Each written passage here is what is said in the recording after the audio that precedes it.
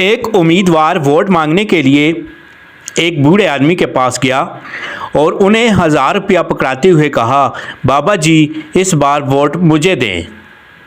बाबा जी ने कहा, बेटा मुझे पैसे नहीं चाहिए, पर तुम्हें वोट चाहिए तो एक गधा खरीद कर ला दो।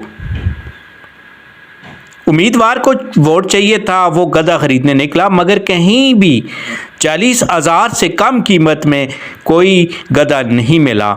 तो वापस आकर बाबा जी से बोला, मुझे मुनासिब कीमत पर कोई गधा नहीं मिला, गधा कम से कम 40,000 का है, इसलिए मैं आपको गधा तो नहीं दे सकता पर 1000 रुपया दे सकता हूँ।